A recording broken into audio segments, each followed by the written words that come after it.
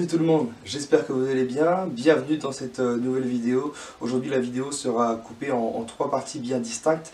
Première partie consacrée tout d'abord au débrief de l'épreuve de Mazan qui se déroulait le week-end dernier.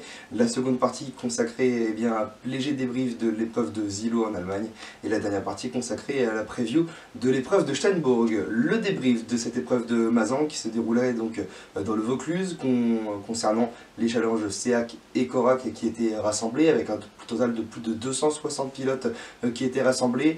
Le premier coup de chapeau, il va à l'organisation du Ventoux Autocross qui, comme d'habitude, a su gérer au mieux, que ce soit la partie festivité, que ce soit la partie parc pilote, où il fallait quand même ranger les 260 pilotes qui étaient au rendez-vous ce week-end, et puis la partie en piste, où là aussi, il fallait réussir à faire tenir la piste dans la durée, il fallait réussir à proposer la meilleure piste possible, et dans tous les trois domaines, et dans tous les domaines d'ailleurs, Mazan a encore une fois excellé, donc je leur tire leur coup de chapeau à la famille Isnard et la famille Ray, qui organise cette épreuve de Mazan.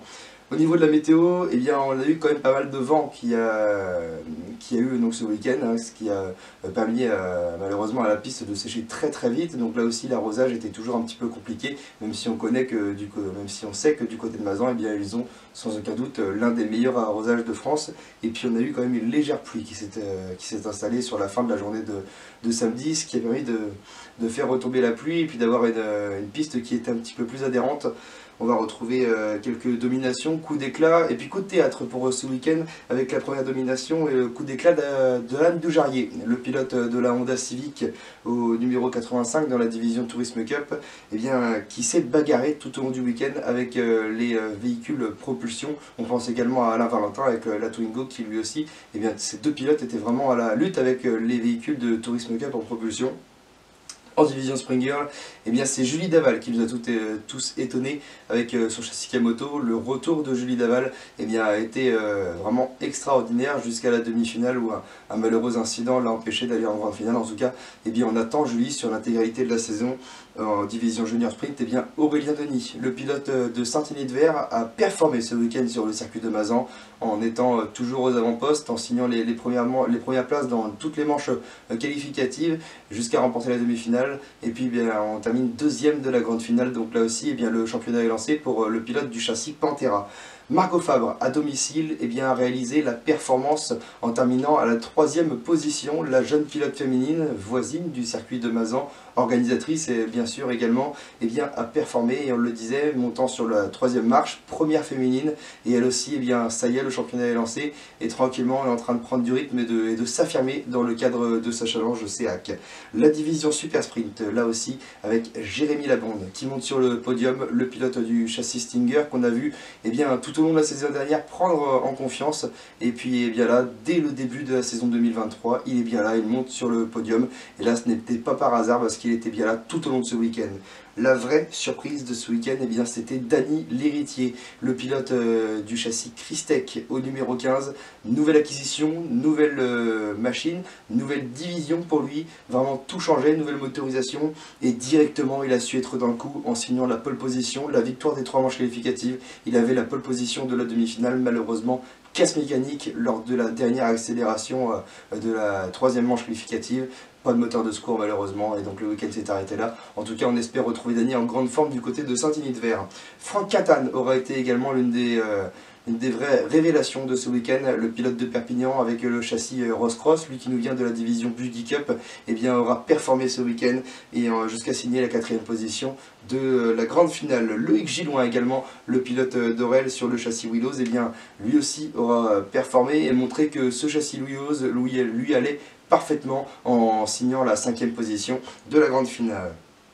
Quelques petits coups de théâtre ce week-end avec Dylan Thomasin qui était jusque-là ultra dominant dans la division junior sprint, et puis il était premier de la finale, malheureusement un petit excès de confiance dans le dernier virage, et puis on a vu qu'il est parti en tonneau. Malheureusement Dylan, on le retrouvera quand même, on l'espère, avec le moral du côté de Steinbourg ce week-end. Fabien Hérault, le vainqueur de la division Super Sprint la saison dernière dans le cadre du Challenge SEAC, a vécu un samedi complètement noir avec une séance d'essai chrono un petit peu compliquée, et puis la première manche où on s'est retrouvé dans un choc avec le châssis qui a pris malheureusement un petit peu cher, et puis la motorisation, le IMT-09 qui, avec le choc, bien à casser également. Julien Ravier, le pilote de Roanne, était l'un des pilotes qu'on attendait également avec ce châssis Kamoto. Et lui aussi, eh bien, ça a été un petit peu compliqué durant les manches qualificatives, toujours un petit peu dans les mauvais coups. Et il n'a pas réussi à accéder aux phases de demi-finale. Et puis la division Buggy Cup également. On pense à Clément Gisclair, le pilote du châssis Propulsion, qui lui aussi était très bien dans le couleur des manches qualificatives. Et malheureusement, un choc lors de la demi-finale lui a fait casser la boîte de vitesse. Et il n'aura pas été là pour défendre les couleurs du challenge Korak. Les remerciements pour cette épreuve, bien entendu, le Ventoux Autocross que je remercie, ça fait 4 ans maintenant qu'ils m'accordent leur confiance et je les remercie tous, le Challenge CEAC également hein, qui sont bien là et qui sont devenus maintenant plus que des amis de la famille, hein, ce challenge que j'affectionne particulièrement. On retrouve également Bernard qui a commenté avec moi tout au long de ce week-end, c'était un vrai plaisir de retrouver Bernard qui était le speaker de longue date de ce Challenge CEAC et c'était un plaisir de pouvoir commenter avec lui. Et puis également notre petit stagiaire Jules de seulement 13 ans qui a commenté avec nous. Et là aussi je tiens à le féliciter pour ses commentaires. Et puis bien je pense que c'est quelqu'un qu'on retrouvera les prochaines années sur les commentaires, peut-être sur la partie Korak. Mais en tout cas félicitations Jules. Et puis les retours que j'ai eus tout au long de ce week-end eh bien n'étaient que positifs. Je remercie également bien sûr tous les pilotes qui ont joué le jeu tout au long de ce week-end, que ce soit au niveau du parc pilote, ça a été respectueux, au niveau des horaires également, les horaires ont été dans l'ensemble très bien respectés, et puis le spectacle en piste avec quand même beaucoup de sincérité et puis de sportivité entre tous les pilotes. Et puis bien également on remercie tous les officiels qui ont fait un petit peu avec la météo, qui a été, on l'a dit, un petit peu de pluie, un petit peu de soleil, un petit peu de vent, donc ça a été un petit peu compliqué pour tous nos commissaires de piste, mais encore une fois félicitations et un grand bravo à eux.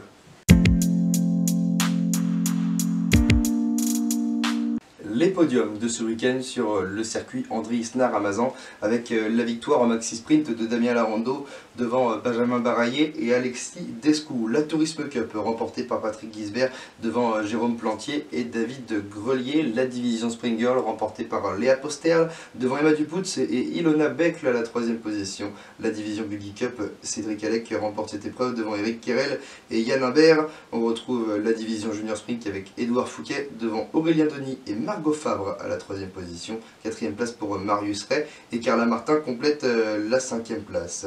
La division Maxi Tourisme, c'était Denis Valette qui remportait cette division, il était seul engagé. La division Buggy 1600, Édouard Vignal remporte cette division devant Raphaël Veu et Harry Van Eslar. La division Super Sprint remportée par Cédric Bardon devant Fabien Liscoves et Jérémy Labonde.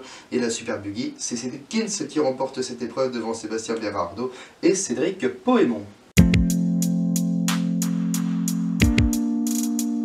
Après ce petit débrief de l'épreuve de Mazan, nous allons pouvoir débuter la deuxième partie qui sera la plus courte avec un léger débrief de l'épreuve de Zilo qui se déroulerait, on le rappelle, du côté de la frontière polonaise en Allemagne, à l'est de Berlin, avec les 4 divisions du championnat d'Europe. Tout d'abord la XEC Crosscar, avec nos Français qui ont rayonné tout au long de ce week-end, avec notamment David Mea, avec Valentin Comte et Vincent Priat qui ont été les 3 grands noms français à retenir, qui ont chacun remporté plusieurs de leurs séries qualificatives. Le podium de cette division XEC Crosscar avec David Mea qui remporte encore une fois une épreuve, première épreuve au volant de ce châssis TN11 et directement la victoire est pour lui. Ivan Pina Chinchilla prend la 2e position et même s'il était extrêmement rapide, il a eu une casse mécanique lors de la grande finale, ce qui l'a empêché d'aller jusqu'au bout prendre la victoire. Mais là aussi, le pilote espagnol sera à suivre tout au long de la saison. Et puis Valentin Comte assure le podium avec la 3e position et le châssis alors Motors Willows. Le classement général, David Mea est donc en tête de ce classement général. Valentin Comte occupe la 3e position et la 4e place est occupée par Vincent Priat. La division Junior Buggy, on retrouvait bien sûr le podium de cette division Junior Buggy, Arnost Florian qui a remporté cette épreuve, la 2e place pour Nathan Hottink et la 3e pour Jakub Safranek. Et malheureusement, Malone Feuillade était en passe d'aller remporter cette épreuve. Malheureusement, un contact avec Arnost Florian dans le dernier virage l'a empêché d'aller jusqu'au bout. Malone Feuillade, on va le soutenir, 4e du classement général provisoire à l'issue de cette épreuve de Zilo, mais il a prouvé, il sait maintenant qu'il a le rythme pour aller chercher les meilleurs. Et et on le retrouvera, on espère, en grande forme du côté de Boska en Lettonie pour la deuxième épreuve de ce championnat d'Europe. La division Buggy 1600, eh bien c'est Marvin Holzwagner qui remporte cette épreuve devant Bart van der Putten et Steven Laubar à la troisième position.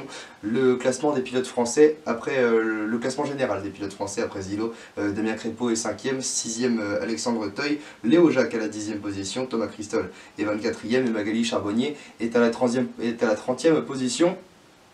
Damien Crépeau, déjà, il devait remporter cette épreuve, malheureusement, lui aussi. Le dernier virage n'a pas souri aux Français, puisque casse mécanique dans le dernier virage. Et puis on a vu la vidéo, il se fait heurter par Kevin Peters qui n'a pas pu l'éviter. Et malheureusement, eh bien, on termine à la 6e position. Et là aussi, eh bien, on sait désormais du côté de chez Damien, même si on le savait déjà plus ou moins, qu'on a le rythme pour aller chercher les meilleurs pilotes européens. Et on le retrouvera, on espère, lui aussi en grande forme et avec un peu plus de chance du côté de Boska en Lettonie. La chance également du côté de Thomas Christol qui remportait sa première série le samedi, casse d'un cardan d'une transmission du côté de la deuxième manche le dimanche, et puis casse de jante, on l'a vu cette image avec la jante complètement explosée lors de la troisième manche. Malheureusement on était 24e au cumul des manches abaissées. On sait qu'en Europe on prend les 20 premiers pour les deux demi-finales. Malheureusement week-end terminé pour Thomas Christol. Et puis Alexandre Teuil était bien dans le coup également, hein. Il n'a pas eu beaucoup de chance non plus Alex, mais malgré tout on a réussi dans les manches qualificatives à se frayer un chemin, et également dans la demi-finale pour terminer 8e de la grande finale. Et puis Léo Jacques a impressionné également sur le châssis Fast and Speed, bien sûr sans oublier Magali Charbonnier, notre pilote féminine qui elle aussi continue l'apprentissage de cette division Buggy 1600 et de ses pistes du championnat d'Europe. La division Super Buggy, ensuite remportée par Petr Nikodem, le pilote tchèque, devant Radek Jordak et Petr Bartos à la 3e position. Vincent Mercier a été régulier tout au long de ce week-end et prend la 4e position du classement général devant Dany Lévesque, impressionnant à la 6e position. On retrouve Robert Teuil à la 7e place, lui aussi aura été assez régulier tout au long de ce week-end.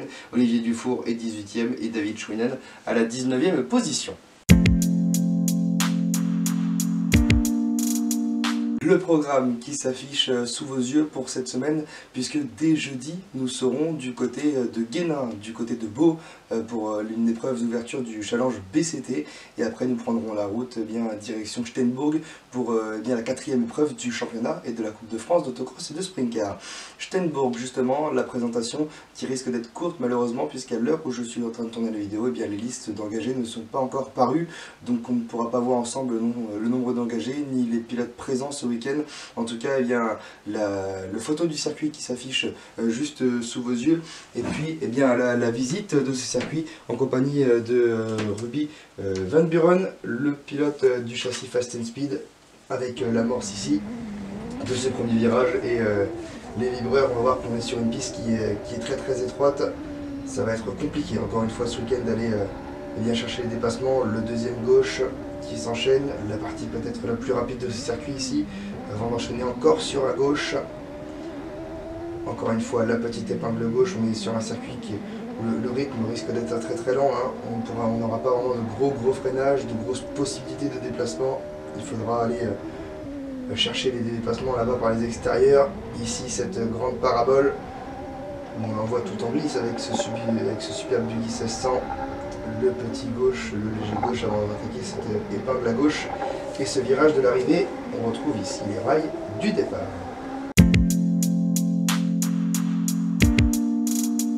Record de pole position de la saison dernière avec la division dans les divisions autocross, la meilleure pole position du côté de Paulo Fauconnier, le pilote du châssis Kamoto en Buggy 1600 en 49.063, et la meilleure pole position en sprint car du côté de chez Loïc Molny, le pilote normand en 48.489 sur le châssis Ross Cross.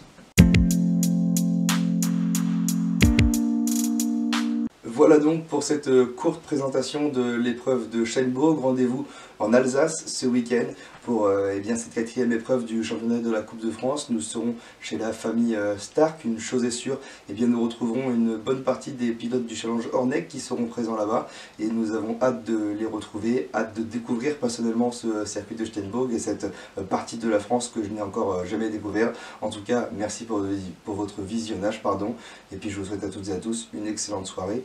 A plus.